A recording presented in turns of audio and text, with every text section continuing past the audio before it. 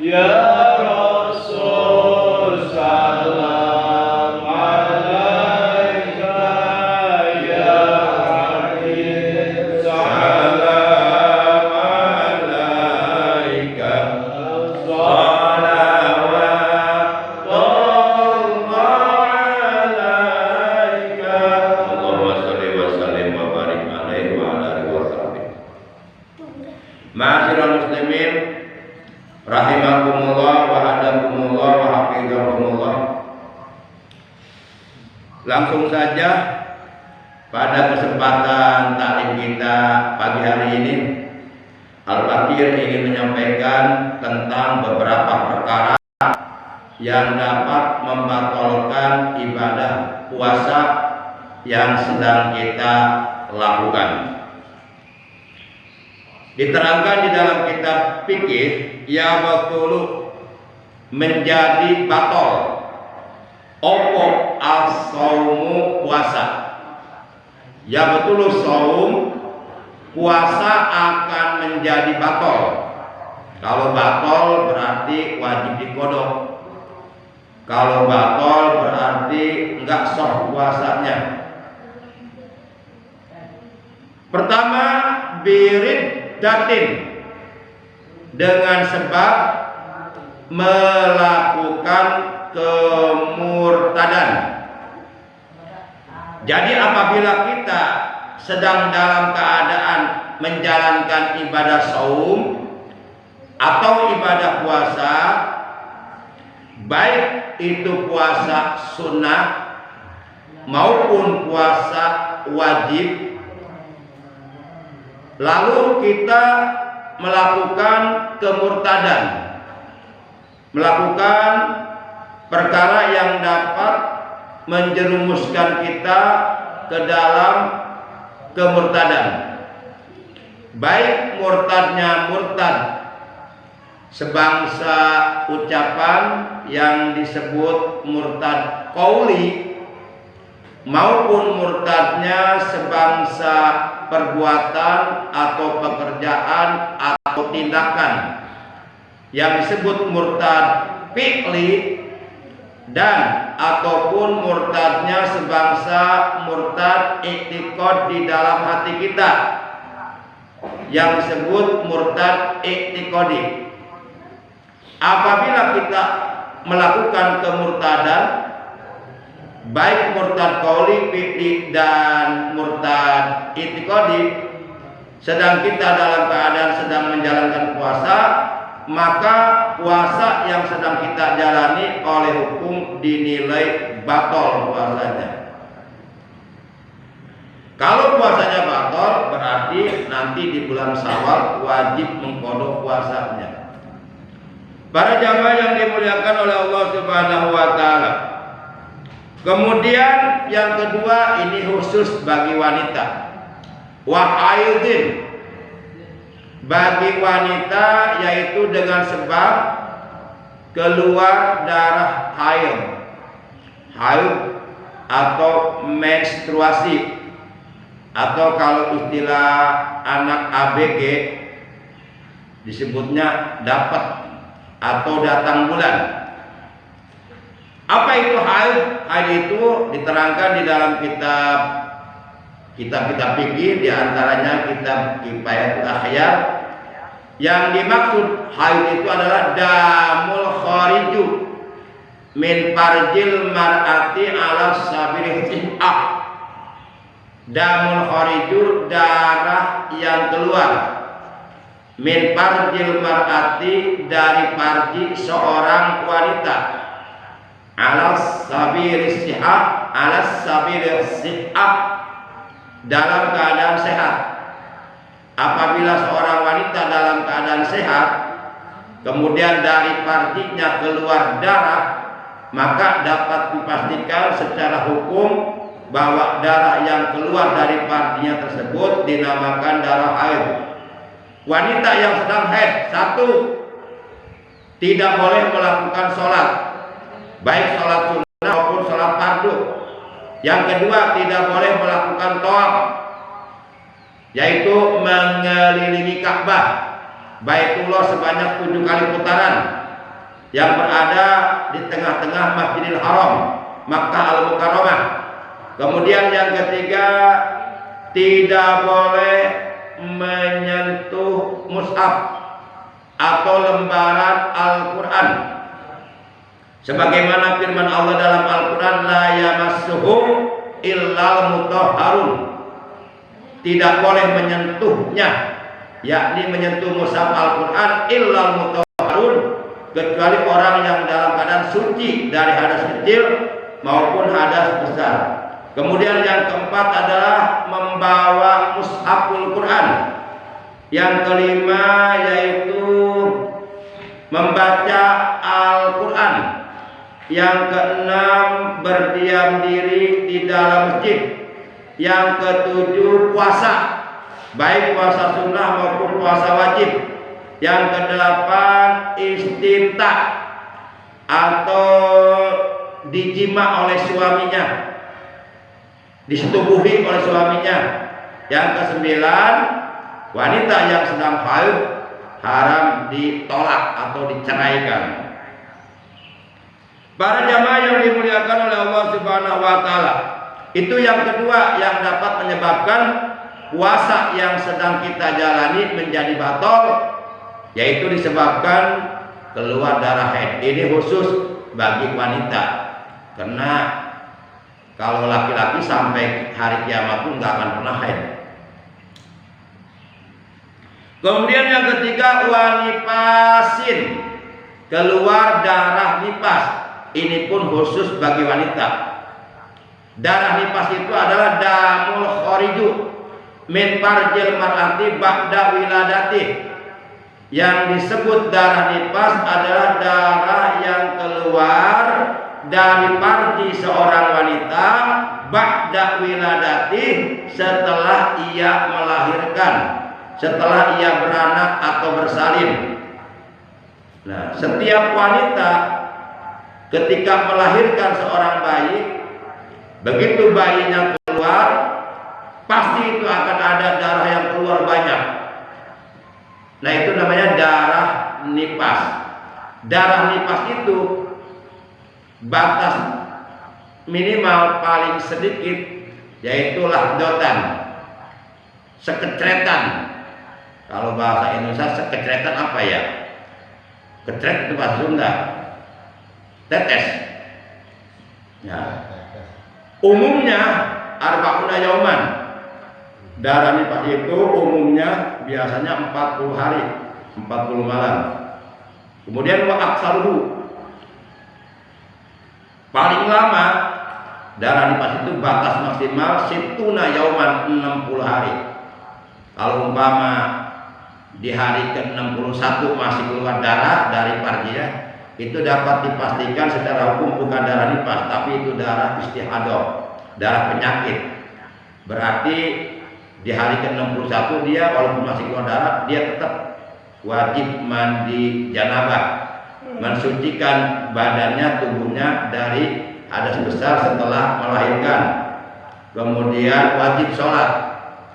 Nah, supaya darahnya tidak ngucur terus, ya ditutuplah pakai apa namanya, softtek ya. Baik, kita lanjutkan. Itu yang ketiga yang menyebabkan batalnya puasa, yaitu keluar darah nipas bagi seorang wanita. Apa-apa yang diharamkan atau apa-apa yang dilarang atau apa-apa yang tidak diperbolehkan bagi seorang wanita yang sedang haid, yang tadi sudah dirinci sebanyak 9 macam, itu pun diharamkan bagi seorang wanita yang sedang nipas, sama.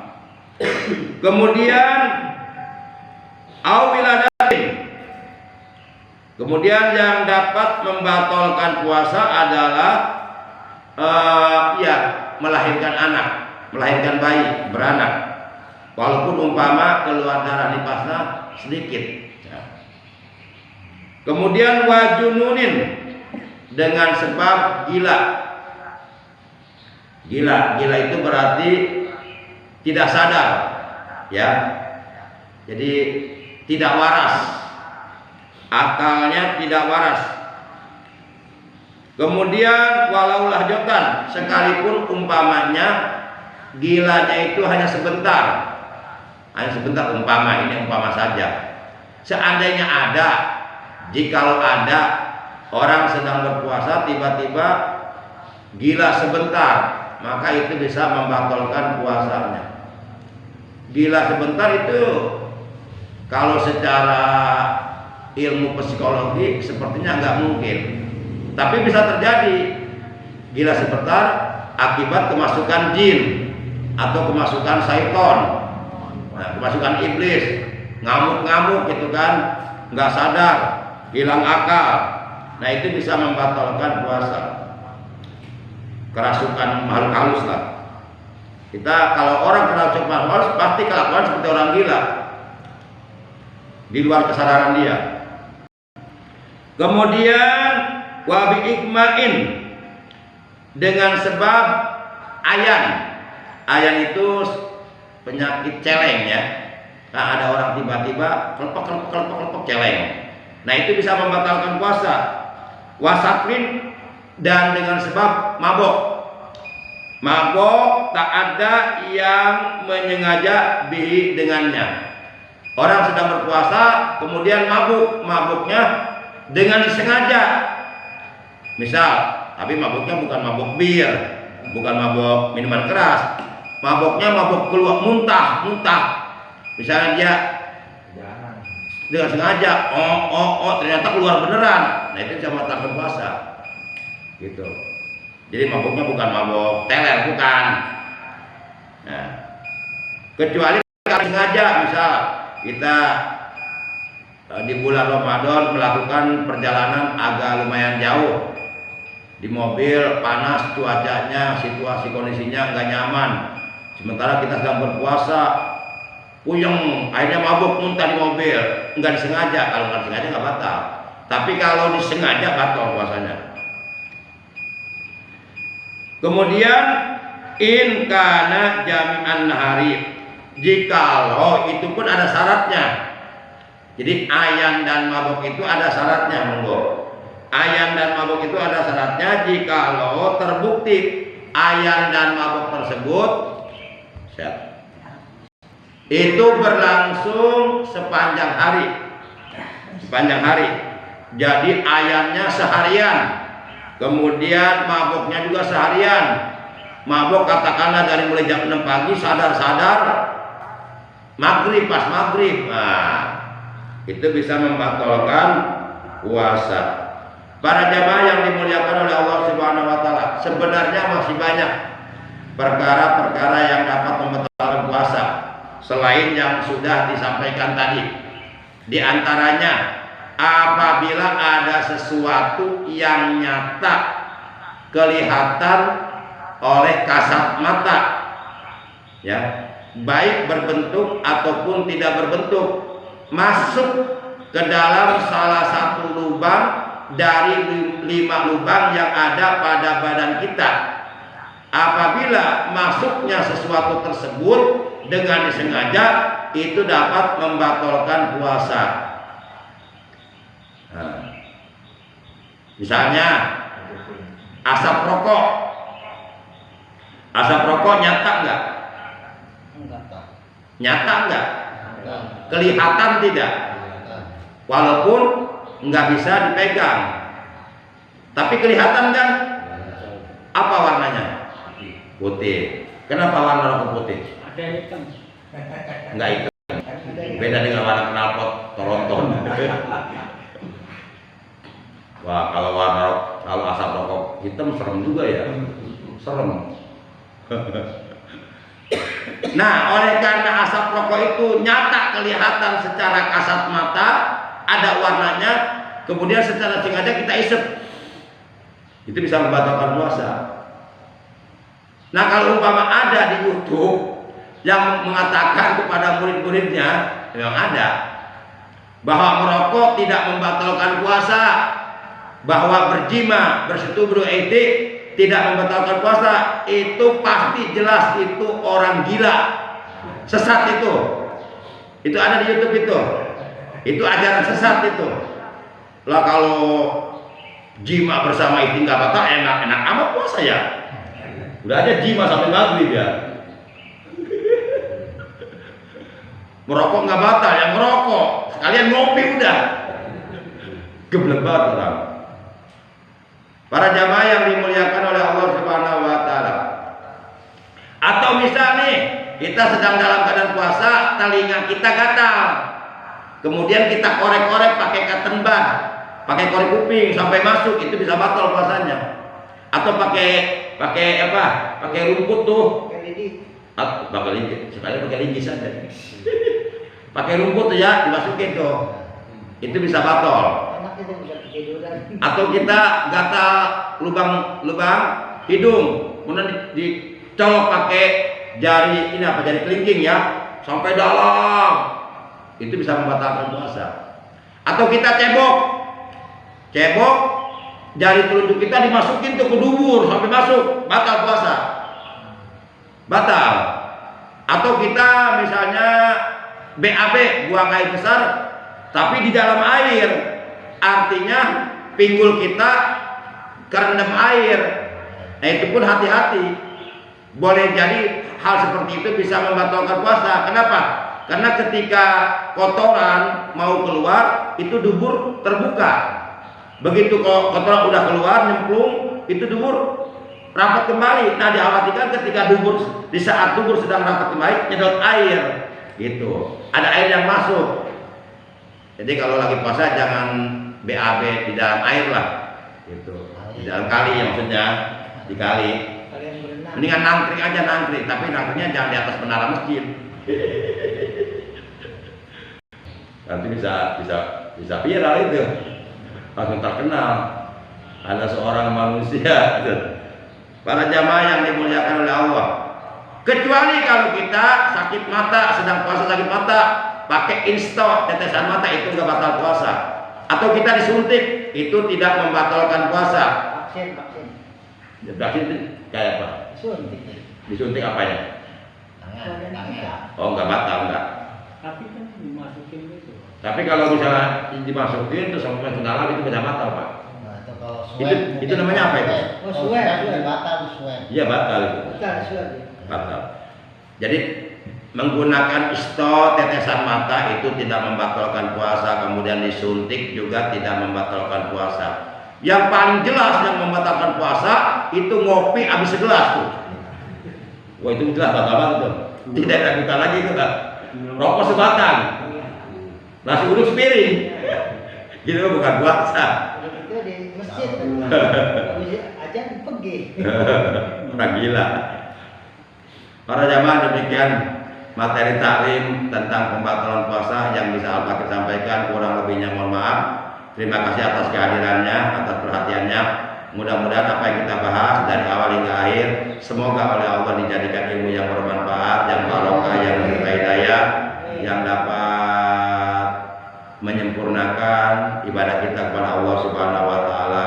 Insya Allah ibadah apapun yang kita lakukan kepada Allah, apabila didasari dengan ilmunya, insya Allah akan menjadi baik, menjadi benar, menjadi sah dan diterima oleh Allah Subhanahu wa taala. Akhirnya mari kita tutup taklim kita pagi hari ini dengan ucapan alhamdulillahirabbil alamin, subhanakallahumma wa bihamdika, asyhadu an la ilaha illa anta wahdaka la syarika laka, astaghfiruka wa atubu ilaik. Rabbana jibna ilman nafi'an wal hidayah, Rabbana jibna mal barakatan min al-fatiha, Rabbana shrah lana sadrana wa yassir lana umurana wa hlul 'uqdatam min lisanina yafqahu qawlana waj'al lana wasiran min ahlina waj'al muttaqina imama.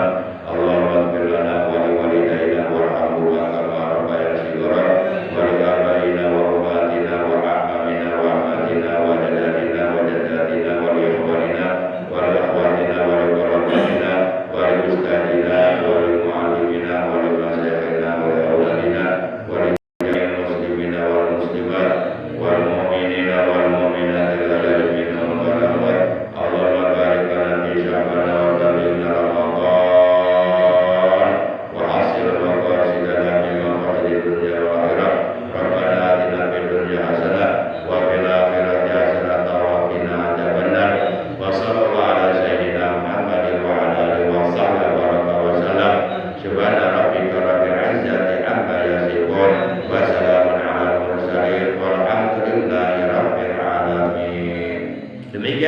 kasih. Ada Allah wa iyyakum ajmain. Wassalamualaikum warahmatullahi wabarakatuh. Ditekan yang merah yang